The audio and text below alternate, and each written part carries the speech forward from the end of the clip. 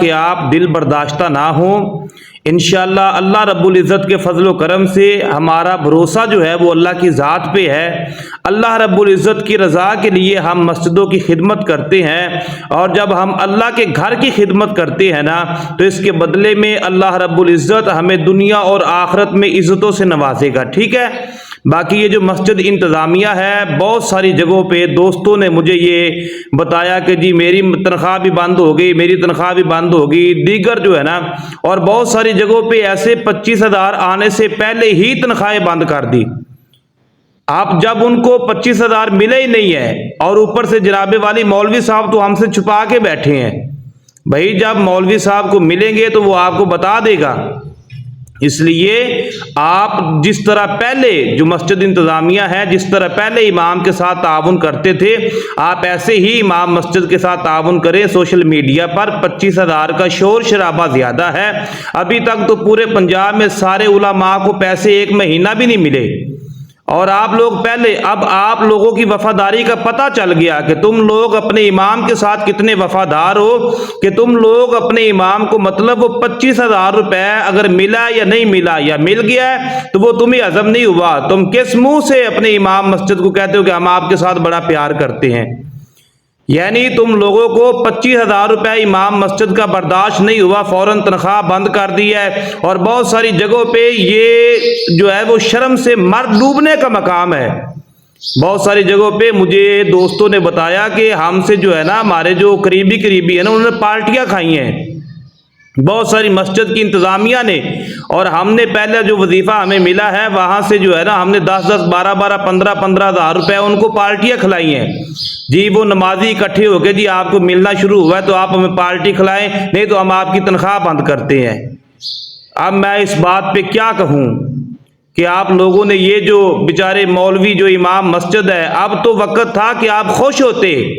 کہ قاری صاحب بڑی بات ہے، آپ نے پہلے تھوڑی تنخواہ کے اندر مسجد کی خدمت کی ہے، ہم بڑے خوش ہیں۔ باقی جو ہم ہر سال جو 6 مہینے بعد یا سال بعد آپ کا وظیفہ بڑھاتے تھے، ہم وہ بھی بڑھائیں گے، جب تک آپ کو یہ ملتے ہیں آپ لیتے رہیں۔ مگر ایسا نہیں ہے، بہت ساری جگہوں پہ ملا ہی نہیں ہے، شور شرابہ زیادہ ہوا ہے، اور حکومت پنجاب بھی سنجیدگی کا مظاہرہ کرے۔ اور بالکل وزیر اعلیٰ پنجاب محترمہ مریم نواز صاحبہ، انہوں نے باقاعدہ اپنے پیغام میں کہا کہ جو پہلے تنخواہ دے رہے تھے وہ تنخواہ بند نہیں کرنی، مگر اس کے باوجود یہ تو پہلے انتظار میں تھے۔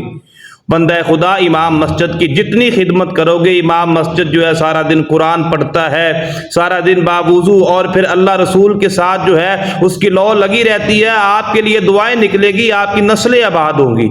امام مسجد کی بد دعاؤں کے مستحق نہ بنے، بلکہ امام مسجد کی زندگی میں آسانیاں پیدا کرے۔ امام مسجد جتنا خوشحال ہوگا اتنے ہی اچھے طریقے کے ساتھ جو ہے اللہ رسول کے دین کے پیغام کو عام کرے گا۔ اس لیے جنہوں نے یہ گھٹیا کام کیا ہے، انہوں نے اپنی وفا کا جو ہے وہ صلہ دیا کہ ہم امام مسجد کے ساتھ اتنے وفادار ہیں۔